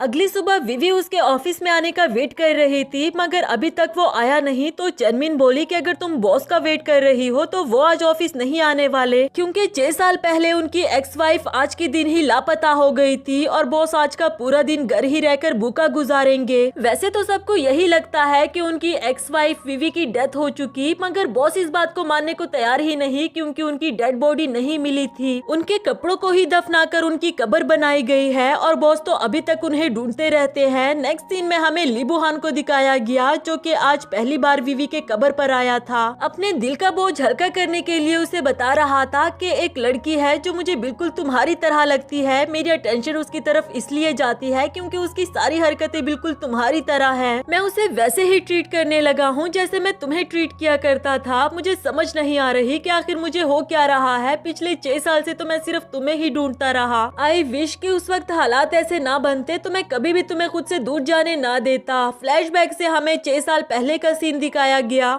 ली बु हान की कंपनी बैंकक्रप्ट हो चुकी थी, उस पर काफी ज्यादा लोन चढ़ चुका था और अकॉर्डिंग टू रूल्स उसकी लाइफ पार्टनर यानी कि उसकी वाइफ को भी 50% का लोन पे करना होगा। अकेला बैठकर वो काफी टाइम तक इस बारे में सोचता रहा कि वो विवी को इस बारे में कैसे बताए, और वो उसे कोई तकलीफ भी नहीं देना चाहता। यानी कि विवी को खुद से दूर भेजना उसकी मजबूरी हो गई थी, चाहे वो खुद भी नहीं चाहता था। और इसी के साथ हमारा ये वाला एपिसोड भी खत्म हुआ। अगर वीडियो पसंद आए तो वीडियो को लाइक और चैनल को भी आज से सब्सक्राइब कर देना। इसके बाकी के एपिसोड्स भी मैं जल्दी ही आप लोगों के लिए ले आऊंगी। हेलो दोस्तों, तो बढ़ते हैं इस सीरीज के 5th एपिसोड की तरफ। अगर वीडियो पसंद आए तो वीडियो को लाइक और चैनल को सब्सक्राइब जरूर कर देना। एपिसोड की शुरुआत में ली बु हान को इस वक्त किसी की सख्त जरूरत थी, तो उसे किसी और के अलावा सबसे पहले सोंग यूवी का ख्याल आया। वो उसे कॉल करके अपने अपार्टमेंट में आने के लिए कहता है, वो भी जल्द से जल्द। उसके ये बात सुनकर थोड़ी ही देर में विवी भी पहुंच आई और उसे देखकर पूछने लगी कि तुम इतना वीक क्यों लग रहे हो। वो बोला कि प्लीज क्या तुम मेरे लिए कुछ खाने को बना दोगी। विवी बोली कि मैं तुम्हारी सेक्रेटरी हूँ, कोई बेबी सीटर तो नहीं जो तुमने मुझे इतनी रात को भी बुला लिया है। मगर वो कहने लगा कि मैंने सुबह से कुछ नहीं खाया, प्लीज बना दो। अब तो विवी को भी उस पर रहम आ रहा था, लेकिन उसके फ्रिज में कुछ भी बनाने के लिए नहीं पड़ा हुआ, तो वो बाहर से कुछ लेने के लिए जाती है। लेकिन इससे पहले वो ली बु हान से कहने लगी कि तुम्हें खुद के साथ यूं जुल्म नहीं करना चाहिए, कम से कम अपनी सेहत का तो ख्याल रखो। और चाहे तुम्हारी वाइफ तुमसे नफरत भी करती थी, मगर वो तुम्हें इस हाल में तो नहीं देखना चाहती होगी। ये सुनकर ली बु हान बोला कि ये तुम कैसे कह सकती हो कि मेरी एक्स वाइफ मुझसे नफरत करती थी, जिसका कोई भी जवाब दिए बगैर वो चली गई। नेक्स्ट सीन में विवी ने उसके लिए खाना बना दिया था और साथ ही उसे बता रही थी कि मुझे चनमिन ने बताया कि उस रात तुम अपनी वाइफ को डाइवोर्स देने वाले थे, तो यकीनन उसको भी तुमसे नफरत तो हुई होगी। जबकि ली बु हान सोच रहा था कि इवन इसके और विवी के खाने का टेस्ट भी एक जैसा है, तो उसका हाथ पकड़ते हुए कहने लगा कि उस रात जब मैं ड्रंक था तो मेरे साथ नाइट तुमने स्पेंड की थी ना। देखो नाटक मत करो, मैं जानता हूँ कि वो तुम ही थी, पर मुझे समझ नहीं आ रही कि आखिर तुमने ऐसा क्यों किया। सोंग यूवी के पास कोई अच्छा बहाना नहीं था, तो वो खामोश रही। मगर ली बु हान ने उसे ऑफर दे दी कि मैं तुम्हारे साथ रिलेशनशिप में आना चाहता हूँ, मैं तुम्हें 3 दिन दे रहा हूँ, तुम इस बारे में अच्छे से सोच लो। अगली सुबह विवी ऑफिस की सफाई कर रही थी, तो यहाँ से उसे अपनी डायरी मिली और उसे काफी अच्छा भी लगा कि ली बु हान ने अभी तक उसकी डायरी को अपने पास रखा हुआ है। तभी ली बु हान ने आकर उसके हाथ से वो डायरी ले ली कि ये मेरी वाइफ की डायरी है। जबकि विवी उसे देखकर सोच रही थी कि मेरे ना होने के बावजूद भी ये सिर्फ मुझे ही याद करता है, फिर आखिर ये मुझे डाइवोर्स क्यों देना चाहता था। इसने खुद को और मुझे कितनी बड़ी सजा दी। नेक्स्ट सीन में ली बु हान ने अचानक से ली बाओ को रास्ते में चलते हुए देख लिया था, जो कि रो भी रहा है। तो उसके पास जाकर पूछने लगा कि बेटा ली बाओ तुम्हें क्या हुआ, रो क्यों रहे हो। वो बोला कि आंटी ने मुझसे प्रॉमिस किया था कि वो मुझे पार्क लेकर जाएंगी, लेकिन ऑफिस में ओवर टाइम करने की वजह से वो मुझे नहीं लेकर जा रही। इस पर ली बुहान उसे स्माइल करते हुए कहता है कि बस इतनी सी बात, चलो आपका अंकल आपको ले जाता है, जिसके बाद वो उसे अपने साथ ले गया। आफ्टर दैट पार्क में ले आने के बाद वो उसे स्लाइडिंग लेने के लिए कह रहा था, मगर लीबा बोला कि नहीं, मेरी मम्मी ने मुझे कहा था कि मैं थोड़ा सा बीमार हूँ, इसलिए मुझे डेंजरस झूलों से दूर रहना है। हाँ, लेकिन सीसा पर राइड लेने के लिए वो राजी हो गया था। थोड़ी ही देर में यहाँ पर विवी भी उसे ढूंढते हुए पहुँच आई थी और इन दोनों को साथ में देखकर कहीं न कहीं उसे भी अच्छा लगा। आफ्टर दैट विवी ली बुहान का शुक्रिया अदा कर रही थी कि लीबा को पार्क में लाकर तुमने मेरा उससे किया हुआ प्रॉमिस पूरा कर दिया। इसी दौरान लीबा को चोट लग गई और काफी ज्यादा खून बह रहा था। ली बुहान भी पूछने लगा कि आखिर इसे इतना खून क्यों निकल रहा है, क्या इसे कोई हेल्थ इशू है। हॉस्पिटल लाने के बाद भी वो बार बार विवी से पूछता रहा कि लीबा को कोई सीरियस इशू है क्या, मगर वो बोले कि नहीं नहीं, कुछ भी सीरियस नहीं है, जल्दी ही ठीक हो जाएगा, तुम्हें अब घर जाना चाहिए, काफी देर हो चुकी। ली बुहान बोला कि नहीं, जब तक मैं इसके पेरेंट्स से सॉरी नहीं कर लेता तब तक मैं यहाँ से नहीं जाऊंगा, क्या तुम मुझे इसके पेरेंट्स का नंबर दे सकती हो। विवी तो किसी भी हाल में उसे यहाँ से भेजना चाहती थी। कहने लगी कि तुम फिक्र नहीं करो, मैं हूँ ना, मैं सब कुछ इसके पेरेंट्स को डिटेल में समझा दूंगी। जिसके बाद वो भी जाने के लिए राजी हो गया। उसके जाते ही विवी ने यीशांग को कॉल किया, उसे लीबाओ की हेल्थ के बारे में बताया और पूछ रही थी कि क्या कोई मैचिंग का बोन मैरो मिला। अब तो ली बुहान भी मुझसे लीबाओ के बारे में सवाल करने लगा है। मुझे डर लग रहा है कि कहीं उसे हमारे सीक्रेट के बारे में पता ना लग जाए। दूसरी तरफ ली बुहान अभी तक हॉस्पिटल में ही था। अपने फैमिली डॉक्टर को लीबाओ की कंडीशन बताकर उसके बारे में पूछ रहा था, जिस पर डॉक्टर ने बताया कि आम पर्सन की इस तरह से ब्लीडिंग नहीं होती, उसे यकीनन एक स्पेशल किस्म की डिजीज होगी जिसमें ब्लीडिंग बहुत ज्यादा होती है। इसके ट्रीटमेंट के लिए या तो मैचिंग का बोन मैरो ढूंढना होगा या तो फिर बायोलॉजिकल पेरेंट्स को एक और बच्चा लाना होता है। कॉल कटने के बाद वो सोच रहा था कि आखिर लीबाओ के कितने सारे सीक्रेट्स हैं और सोंग यूवी ने तो कभी भी मेरे सामने उसकी मदर का जिक्र नहीं किया। दूसरी तरफ नर्स यीशांग के पास कुछ बोन मैरो की रिपोर्ट्स लेकर आई और देखने पर उसे पता चला कि यीराओ का बोन मैरो लीबाओ के साथ मैच कर रहा है। ये देखकर तो वो काफी ज्यादा हैरान हो गया था। नेक्स्ट सीन में सोंग यूवी लीबाओ की बनाई हुई ड्राइंग को देखकर इमोशनल हो गई थी कि वो अपनी डैड की कमी को कितना फील करता है। ली बुहान की कमी तो इसे भी फील होती थी, मगर क्या ही कर सकती है। तब तक यहाँ पर यीशांग पहुँच आया। उसने बताया कि लीबाओ की कंडीशन दिन ब दिन सीरियस होती जा रही है। विवी बोली कि तुमने बताया था ना कि मैचिंग की बोन मैरो मिली है, उसका क्या बना। यीशांग बोला कि हाँ मिली तो है, पर मुझे समझ नहीं आ रही कि तुम्हें कैसे बताऊं। ये लो तुम खुद ही देख लो। यीराओ की बोन मैरो की रिपोर्ट्स देखकर तो विवी भी शॉक्ड हो गई थी। साथ ही वो उसके बारे में सोचने लगी जब जब भी उसने इसके साथ बुरा किया था। दिल ही दिल में सोचने लगी कि वो तो मरकर भी मेरी मदद ना करे, जिसने अपने हाथों से मेरी जिंदगी बर्बाद की। अब तो उसके पास सिर्फ एक ही रास्ता था। इस आधी रात को भी वो ली बुहान के घर पहुंच आई और जब उसने दरवाजा खोला तो उसे कहने लगी कि मैं तुम्हारे साथ रहना चाहती हूँ, इसके लिए तुम जो भी कहो मैं वो करने के लिए तैयार हूँ। ली बुहान उसे घर के अंदर ले आया था और यहाँ विवी उसके साथ रोमांटिक होने की कोशिश करती है, पर वो बोला कि रुको तो सही, सब्र करो, हमें एक दूसरे को समझना चाहिए, एक दूसरे को टाइम देना चाहिए, उसके बाद ही रोमांस की तरफ जा सकते हैं। इधर विवी को तो गुस्सा आ रहा था कि अब और कितना टाइम चाहिए, क्योंकि उसके पास इतना वक्त नहीं था। लीबाओ की कंडीशन वैसे भी इतनी सीरियस हो चुकी है। नेक्स्ट सीन में ली बुहान उसे अपने साथ गाड़ी में लेकर जा रहा था। उसे बता रहा था कि मैं तुम्हारे साथ घूमना चाहता हूँ, तुम्हारे साथ शॉपिंग पर जाना चाहता हूँ, तुम्हारे साथ खेलना चाहता हूँ। विवी को तो गुस्सा आ रहा था कि मैं कोई 17 इयर्स की थोड़ी ना हूँ। अच्छा देखो मैं 28 इयर्स की हूँ और तुमसे ये सब कुछ एक्सपेक्ट नहीं करती हूँ, बल्कि हम डायरेक्टली भी सीरियस रिलेशनशिप में आ सकते हैं। चाहे वो इसे कितना भी समझाती और इससे रोमांटिक होने की कोशिश करती, मगर ली बुहान उसकी कोई भी बात सुनने को तैयार नहीं था।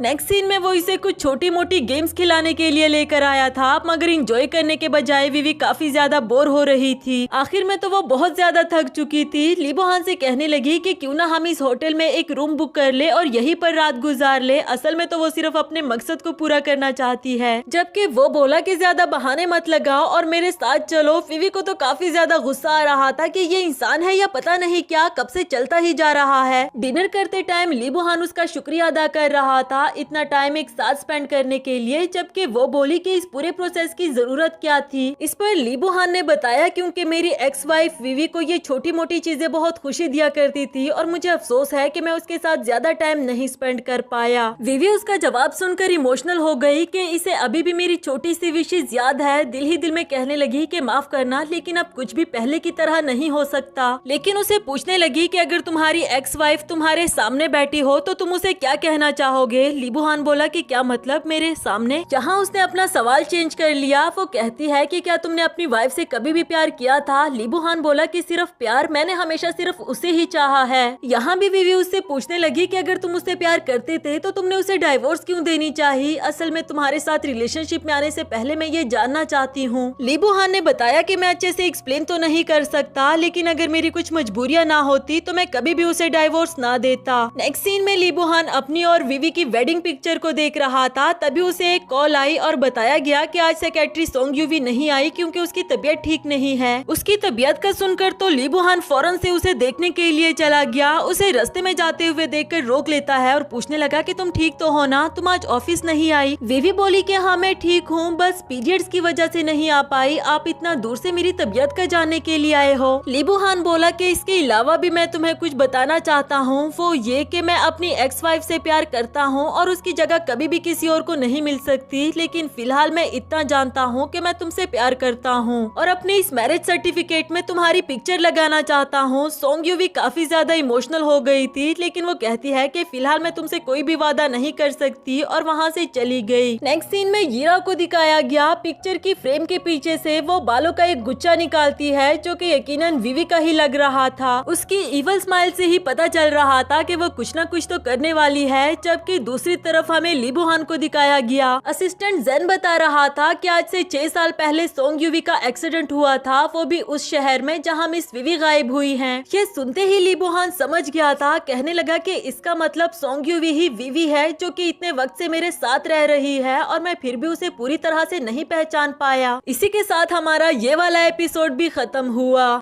हेलो दोस्तों, तो बढ़ते हैं इस सीरीज के 6th एपिसोड की तरफ। अगर वीडियो पसंद आए तो वीडियो को लाइक और चैनल को सब्सक्राइब जरूर कर देना। एपिसोड की शुरुआत में यीरा को दिखाया गया जो कि डीएनए टेस्टिंग सेंटर कॉल करके पूछ रही थी कि मैंने एक डीएनए टेस्ट कराने के लिए कहा था ना, जिसकी रिपोर्ट मुझे आज मिलनी थी। वो बोले कि माफ करना, आपकी रिपोर्ट तो आज सुबह ही एक लेडी आकर ले गई थी। जो सुनकर यीरा सोचने लगी कि इसका मतलब मेरा शक सही निकला। ये लड़की कोई और नहीं बल्कि सोंग विवी ही है जो वापस आकर मेरे साथ गेम खेलने लग गई। तब तक कुछ आदमी उसका दरवाजा बजाना शुरू कर देते हैं कि हमें हमारे पैसे वापस करो। यीरा ने जब उनको टेरेस से देखा तो वो काफी ज्यादा डर गई थी क्योंकि इतने सारे लोगों का मुकाबला वो खुद नहीं कर सकती, तो वो फौरन से किसी को कॉल कर देती है। लेकिन अब कोई भी उसकी हेल्प करने वाला नहीं था और आखिरकार वो वक्त आ गया है कि अब उसे अपने कारनामों की सजा भी खुद ही भुगतनी होगी। इवन के जब उसने ली बो-हान को भी कॉल किया तो वो भी आगे से यही कहता है कि हमारा कॉन्ट्रैक्ट खत्म हो चुका, अब मैं तुम्हारे लिए कुछ भी नहीं कर सकता। दूसरी बात ये कि तुमने विवी के साथ क्या किया था, खुद ही सरेंडर करके मुझे सच बता दो, क्योंकि अगर मैंने खुद पता लगा लिया ना तो इसके लिए तुम्हारी सजा सिर्फ मौत ही होगी। उसकी ये बात सुनने के बाद तो यीरा बहुत ज्यादा डर गई थी और उसे गुस्सा भी आने लगा कि चाहे पूरी दुनिया मेरे खिलाफ हो जाए लेकिन ली बो-हान मेरे खिलाफ नहीं हो सकता। वो मुझे ऐसा कैसे कह सकता है, ये सारी गलती सोंग विवी की है। उसने मेरी रिपुटेशन खराब कर दी। उसे क्या लगा था कि मैं उसे नहीं पहचान पाऊंगी। उसे मैं छोड़ूंगी नहीं और ली बो-हान सिर्फ मेरा है। मैं किसी भी हाल में अपना पहला प्यार उसके हवाले नहीं करूंगी। दूसरी तरफ ली बो-हान यहाँ सीसीटीवी कैमरा की रिकॉर्डिंग देख रहा था जिसमें एक लड़का सोंग यूवी को टच करके सॉरी करते हुए वहाँ से जाने लगा। लेकिन असल में उसने सिर्फ टच नहीं किया था बल्कि सोंग यूवी का बाल लेने की कोशिश की जो कि उसे पता तक नहीं चला और ये बात इधर कैमरा में रिकॉर्ड हो चुकी। ली बो-हान सोच रहा था कि अच्छा हुआ हमने इस लड़के पर नजर रखी और इसकी इन्वेस्टिगेशन करवाई। मैंने सोचा नहीं था कि ये राव इस हद तक गिर सकती है। यकीनन उसे सोंग यूवी पर शक हो गया होगा, तभी तो उसने इसका डीएनए टेस्ट करवाना चाहा और वो डीएनए की रिपोर्ट इस वक्त ली बो-हान के हाथ में थी। फ्लैशबैक से हम देखते हैं कि विवी के जाने के बाद वो हमेशा यीरा से पूछता था कि अगर तुम्हें उसके बारे में कुछ पता है तो प्लीज मुझे बताओ, मगर वो हमेशा यही कह देती कि मुझे कैसे पता होगा कि वो कहाँ चली गई। अब तो ये बात खुलकर उसके सामने आ गई थी कि उसकी एक्स वाइफ जिसे वो पिछले 6 साल से ढूंढ रहा था वो उसकी अपनी ही सेक्रेटरी सोंग यूवी है। तभी उसके रूम में सोंग विवी आ गई जो कि इसे नया शेड्यूल समझा रही थी कि कब हमारी कौन सी मीटिंग होने वाली है। जबकि ली बो-हान कुछ कहे बगैर उसे देखता रहा। अचानक से वो उसे उसके रियल नेम सोंग विवी से बुला लेता है, लेकिन उसका रिएक्शन कुछ ज्यादा बड़ा नहीं था। पूछने लगी कि क्या हुआ, तुम अपनी एक्स वाइफ सोंग विवी को मिस कर रहे हो क्या? लेकिन ली बो-हान से अब मजीद सब्र नहीं हो रहा। वो फौरन से जाकर उसे जोरों का हक कर देता है और कहने लगा कि आखिर तुम मुझसे ये सच कब तक छुपाती रहोगी कि तुम ही विवी हो। मैं तुम्हें पिछले 6 सालों से ढूंढ रहा था और तुम्हें मुझ पर एक बार भी रहम नहीं आया। खैर मैं बहुत ज्यादा खुश हूँ कि तुम वापस आ गई हो। विवी को तो एक बड़ा सा झटका लगा कि आखिर ये कैसे हुआ। साथ ही उसने साइड पर पड़ी हुई डीएनए टेस्ट रिपोर्ट भी देख ली। अब तो उसे कुछ समझ नहीं आती कि मुझे क्या रिएक्शन देना चाहिए। कुछ देर के बाद उसे खुद से दूर करते हुए कहने लगी कि अच्छा तो तुम जान ही गए हो कि मैं सॉन्ग विवी हूँ और अब मुझसे प्यार भी करने लगे हो। क्या अब मैं हीराओं से ज्यादा अट्रैक्टिव बन गई? देखो मैं कितना ज्यादा बदल गई हूँ, लेकिन तुम आज भी नहीं बदले। नई को देखकर उसे प्यार करने लगते हो और पुरानी को भूल जाते हो। लीबुहान बोला कि नहीं विवी, तुम गलत सोच रही हो। मैंने शुरू से लेकर आखिर तक सिर्फ तुमसे ही प्यार किया, लेकिन यहाँ विवी ने उसे थप्पड़ मार दिया कि मर चुकी है विवी। आज से 6 साल पहले ही जब तुमने उसकी बेस्ट फ्रेंड के साथ मिलकर उसे चीट किया था। अब जो लड़की तुम्हारे सामने खड़ी है ये सिर्फ तुमसे नफरत करती है। ये कहकर वो जाने लगी थी, जबकि लीबुहान ने उसे रोक लिया था और उसे वजह बता देता है कि असल में मैं बैंकरप्ट हो चुका था, इसलिए ही मैंने वो सब कुछ प्लान किया और तुम्हें डाइवोर्स देनी चाहिए। मगर ये भी विवी को कोई सॉलिड रीजन नहीं लगी। वो कहती है कि तुम मुझे सच भी तो बता सकते थे ना, क्यों धोखा देने की क्या जरूरत थी? जिसका जवाब तो लीबुहान के पास कुछ भी नहीं होता। कहने लगा कि पिछले 6 साल से मैं तुम्हें पागलों की तरह ढूंढता रहा और जब तुम मेरी लाइफ में वापस आई तब भी मुझे सिर्फ तुमसे ही प्यार हुआ। तो क्या तुम्हें लगता है कि मैंने तुम्हें धोखा दिया होगा? और फिर तुमने भी तो वापस आकर मुझे सेड्यूस किया, मेरे साथ रिलेशनशिप में आना चाहा। क्या मैं यही समझूं कि तुम भी मेरे बगैर नहीं रह सकती? विवी बोली कि ये सिर्फ तुम्हारी खुशफहमी है।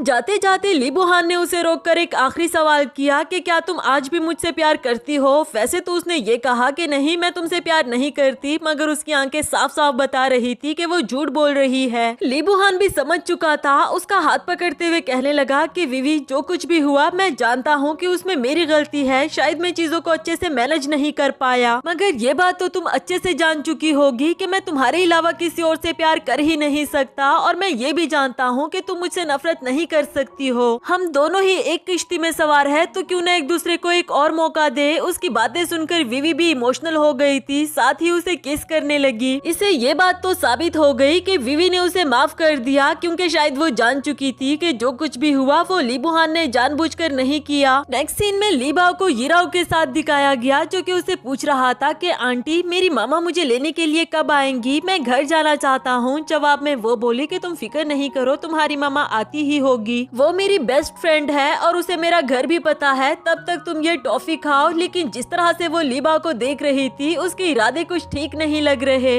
दूसरी तरफ सॉन्ग भी बुरे हाल में थी कि अचानक से लीबाओ कहाँ गायब हो सकता है। डॉक्टर यीशांग और लीबुहान उसे तसल्ली दे रहे थे कि तुम फिक्र नहीं करो, हम उसे ढूंढ लेंगे। यीशांग को हम सायों में देखने के लिए कहकर वो खुद किंडरगार्टन देखने के लिए चला गया, जबकि यहाँ विवी से ना तो खड़े हुआ जा रहा था और ना तो सुकून से बैठा जा रहा था। तभी उसे हीराओ की कॉल आई, जो कि बता रही थी कि तुम्हारा प्यारा बेटा इस वक्त मेरे हाथों में है। अगर तुम चाहती हो कि वो तुम्हें सही सलामत मिल जाए तो फिर मेरे भेजे हुए एड्रेस पर पहुंच जाओ। और हाँ, अगर तुमने पुलिस को या फिर किसी और को बताने की कोशिश की तो फिर तुम्हारे बेटे का क्या हाल होगा, इसकी गारंटी मैं नहीं दे सकती। विवी बोली कि आई प्रॉमिस मैं किसी को कुछ नहीं बताऊंगी। और देखो तुम्हारी दुश्मनी मुझसे है ना, मेरे बच्चे से तो नहीं, इसलिए प्लीज उसे कोई भी नुकसान मत पहुंचाना। थोड़ी ही देर में जब वो हीराओ के पास पहुंची तो फौरन से अपने बच्चे के बारे में पूछने लगी और वो बोली कि इतनी भी क्या जल्दी है, अभी तो पूरी रात पड़ी है। स्लोली स्लोली बता दूंगी, पहले तुम मेरी कहानी सुनो। मैं लीबुहान को बचपन से प्यार करती हूँ, हम दोनों अच्छे दोस्त थे। तुम्हें तो वो सिर्फ अपनी सिस्टर की तरह प्रोटेक्ट किया करता था और फिर अचानक से तुम उसकी वाइफ बन गई। असल में तो तुम हमारे बीच में आई हो और तुमने मुझसे उसको छीन लिया। विवी बोली कि देखो हम दोनों की शादी ग्रैंडपा ने तय करवाई थी और जब हमारी शादी हो चुकी लीबुहान को भी कोई मसला नहीं था, तो आखिर तुम हमारे बीच में क्यों आना चाहती हो? मगर हीराओ तो मानने को तैयार ही नहीं थी। वो कहती है कि मैं हमेशा से लीबुहान से शादी करने का ख्वाब देखती रही और अचानक से तुम उसकी वाइफ बन गई। छोड़ने तो मैं तुम्हें तब भी नहीं वाली थी, लेकिन एक दिन मुझे लीबुहान ने ऑफर की कि मुझे उसके साथ एक्टिंग करनी होगी ताकि वो तुम्हें डाइवोर्स दे सके, और इसी को ही मैंने अपना मौका समझा। वो एक्टिंग करने के बाद जब तुम वहाँ से चली गई तो मैंने ही तुम्हारा एक्सीडेंट अरेंज करवाया था, क्योंकि मैं तुम्हें हमेशा के लिए इस दुनिया से ही बेच देना चाहती थी। मगर तुम हो ही इतनी ढीठ के मरी नहीं और वापस आ गई हो। पर इस बार तो मैं तुम्हें नहीं छोड़ने वाली, तुम्हें भी और तुम्हारे बेटे को भी। लीबाओ का सुनकर तो विवी से बिल्कुल भी नहीं रहा जा रहा था। वो इसकी मिन्नतें करने लगी कि देखो प्लीज उसे कुछ मत करना, मैं तुम्हारी दुश्मन हूँ ना, तुम जो भी कहोगी मैं वो करने के लिए तैयार हूँ, लेकिन प्लीज मेरे बेटे को कुछ मत करना, उसे जाने दो, वो तो मासूम है, उसकी कि इसमें कोई भी गलती नहीं। ये राव तब उसकी एक भी नहीं सुनने वाली थी। हाँ मगर चाकू उसके सामने फेंकते हुए कहने लगी कि अच्छा ठीक है, अगर तुम अपने बेटे की जान को बचाना चाहती हो तो फिर ये चाकू उठाओ और मेरे सामने ही खुद को मार डालो। इस तरह तुम्हारा बच्चा बच जाएगा, वरना तो ना तुम बचने वाली हो ना तुम्हारा बेटा बचने वाला है। विवी के पास अब ली बाओ को बचाने का और कोई भी ऑप्शन नहीं था सिवाय खुद को मारने के। और इसी के साथ हमारा ये वाला एपिसोड भी खत्म हुआ। हेलो दोस्तों, तो बढ़ते हैं इस सीरीज के लास्ट एपिसोड की तरफ। अगर वीडियो पसंद आए तो वीडियो को लाइक और चैनल को सब्सक्राइब जरूर कर देना। एपिसोड की शुरुआत बिल्कुल उसी सीन से होती है जहां ये राव सोंग विवी को सुसाइड करने के लिए कह रही थी। वो पूछने लगी कि अगर मैं सुसाइड कर लूं तो क्या तुम मेरे बच्चे को जाने दोगी, अपना प्रॉमिस तो नहीं तोड़ोगी ना। ये राव कहती है कि हाँ ये तो तुम पर डिपेंड करता है, अगर तुम विलिंगली सुसाइड कर लो तो मैं भी उसे जाने दूंगी। अब विवी भी इसके लिए राजी हो गई थी और वो खुद को मारने लगती है, लेकिन एंड टाइम पर किस्मत से ली बुहान ने आकर उसे सुसाइड करने से रोक लिया था। ये राव से कहने लगा कि ये जुर्म है, बार बार करने पर भी तुम्हें रियलाइज नहीं हो रहा क्या। ये राव भी खुद को उसकी नजर में गिराना तो नहीं चाहती थी। कहने लगी कि नहीं, तुम इस लड़की को अच्छे से नहीं जानते, ये तुम्हें चीट कर रही है, इवन कि तुम्हारे पीठ पीछे इसका किसी और के साथ बेटा भी है। यकीन नहीं आता तो ये देखो, मैंने उस बास्टर्ड को बांध कर रखा हुआ है। जो कहते साथ ही वो ली बाओ को भी बाहर निकाल कर ले आई। ली बाओ को देखकर सोंग विवी ने तो उसकी मिन्नतें करना शुरू कर दी है कि प्लीज मेरे बेटे को छोड़ दो, मैं तुम्हारी दुश्मन हूँ ना, तो तुम मुझे नुकसान पहुँचाओ, वो तो इनोसेंट है। ये राव बोली कि अगर तुम चाहती हो कि मैं इसे छोड़ दूं तो फिर खड़ी क्यों हो, मारो खुद को। लेकिन यहाँ ली बुहान भी उसे खुद को मारने नहीं दे रहा था। आखिरकार सोंग विवी उसे सच बता देती है कि ली बाओ तुम्हारा और मेरा बेटा है। उस दिन जब तुम मुझे डाइवोर्स देने वाले थे, मैं तुम्हें अपनी प्रेगनेंसी के बारे में बताना चाहती थी, मगर तुमने मुझे मौका ही नहीं दिया। वो भी सुनकर पहले तो शॉक्ड हो जाता है और फिर कहने लगा कि मैं भी कितना बेवकूफ हूँ, इस बच्चे को बार बार देखने के बावजूद भी मैंने ऐसा सोचा क्यों नहीं कि वो मेरा बच्चा होगा।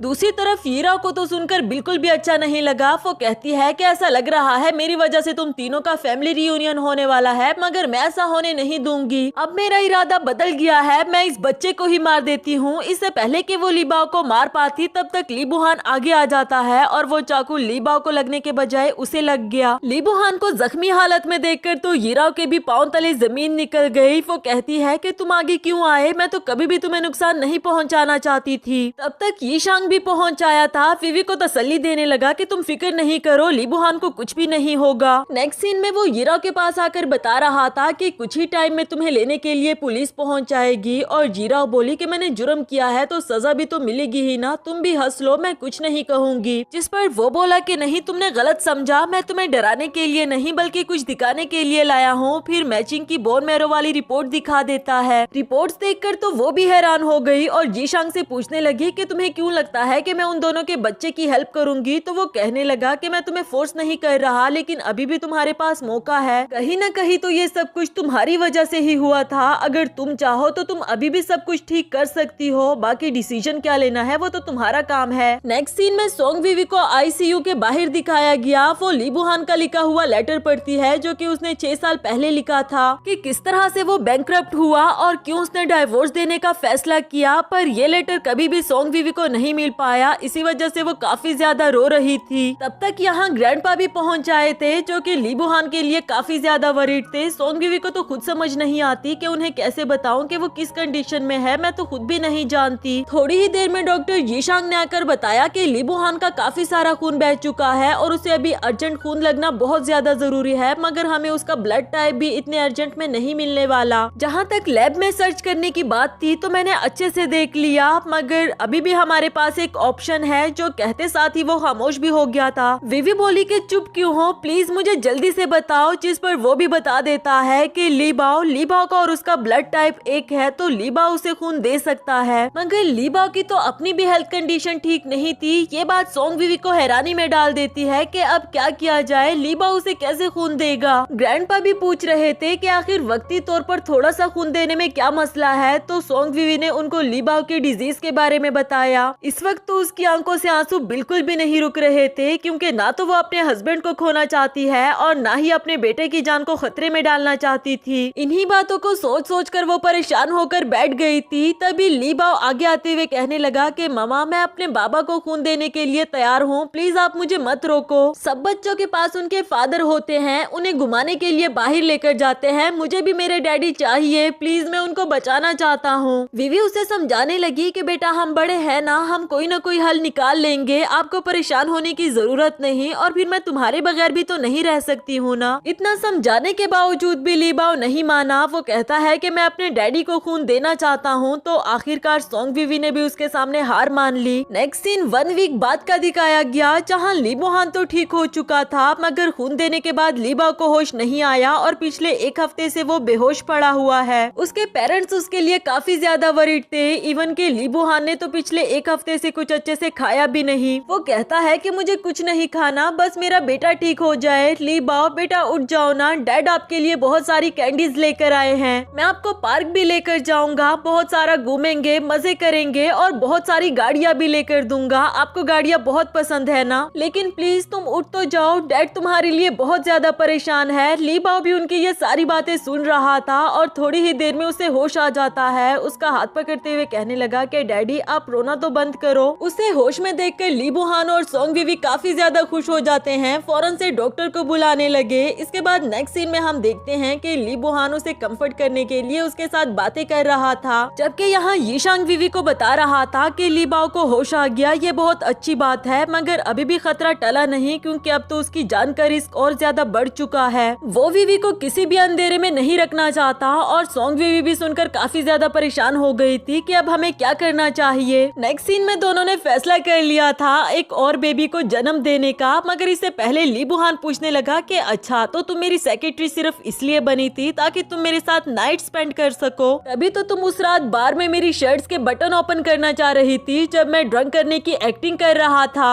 सिर्फ यही नहीं बल्कि एक और दिन भी तुमने और तुम्हारे उस मुंह बोले भाई यीशांग ने टीम अप करके मुझे ड्रंक कर दिया था और फिर उस होटल रूम में ले गए, तुमने जानबूझकर मुझे सीड्यूस किया था ना। हाँ बताओ बताओ। विवी तो उसके बातें सुन सुनकर पक चुकी थी और कहने लगी कि आप बस भी करो, ये सब कुछ मैंने जानबूझकर थोड़ी ना किया, हमारे बच्चे को बचाने के लिए किया था। ली बोहान भी अब सीरियस हो गया। वो कहता है तो फिर ली बोहान को बचाने के लिए हमें एक और बेबी को लाना होगा, तो फिर इंतजार किस बात का, चलो शुरू करें। ये कहते साथ ही उन दोनों का रोमांस शुरू हो जाता है। इसके बाद नेक्स्ट सीन हमें अगली सुबह का दिखाया गया। सोंग विवी को यीराओ का लेटर रिसीव हुआ जिसमें उसने लिखा था कि शायद तुम्हें जानकर शॉक्ड लगे कि मैं तुम्हारे बच्चे की जान बचाना चाहती हूँ। ये फैसला मैंने इसलिए किया क्योंकि मैं अपनी की हुई हरकतों पर बहुत ज्यादा शर्मिंदा हूँ। मैं जानती हूँ कि मैं तो माफी मांगने के काबिल भी नहीं और ना ही शायद तुम मुझे कभी माफ करना चाहोगी, पर मुझे दिली सुकून मिलेगा कि मैंने ली बाओ की जान बचाई। कम से कम मेरे गुनाहों का थोड़ा बहुत अजाला तो हो जाएगा ना। तभी ली बोहान भी आकर उसे हक कर देता है। विवी पूछने लगी कि तुम कुछ ज्यादा ही चिपकू नहीं बन गए हो, जिसके जवाब में वो बोला कि मुझे डर लग रहा है कि कहीं तुम दोबारा मुझे छोड़कर ना चली जाओ। खैर जब सोंग विवी ने उसे यीराओ का लिखा हुआ लेटर दिखाया तो वो भी काफी ज्यादा खुश हो जाता है। नेक्स्ट सीन कुछ महीनों के बाद का दिखाया गया, जहाँ ली बोहान अपनी सेक्रेटरी यानी कि सोंग विवी को कुछ फाइल देते हुए कह रहा था कि जल्दी से इसकी सारी इन्फॉर्मेशन मेमोराइज कर लो, तुम्हारे पास सिर्फ 2 घंटे हैं। तभी विवी को याद आया कि अभी भी ये मुझे सेक्रेटरी की तरह डील कर रहा है और वो इसे खामोश करते हुए समझाने लगा कि वाइफ प्लीज यहाँ तो मेरी इज्जत रख लो, ये ऑफिस है हमारा। इसके बावजूद भी सोंग विवी ने उसे कान से पकड़ लिया कि कहते तुम ऐसे रहे हो जैसे हमारी कंपनी में किसी को भी नहीं पता चलना कि मैं तुम्हारी वाइफ हूँ। ये वाला सीन जेन और चेनमिन ने भी देख लिया था, जो कि अब रिलेशनशिप में आ चुके थे और उसे ऐसे इग्नोर करते हुए वहाँ से जाने लगे जैसे हमने कुछ भी नहीं देखा। चाहे बेचारा ली बोहान उसे आवाजें लगाता रहा कि कहाँ जा रहे हो, बचाओ मुझे। और इसी मजेदार से सीन के साथ हमारी इस सीरीज की भी हैप्पी एंडिंग हुई।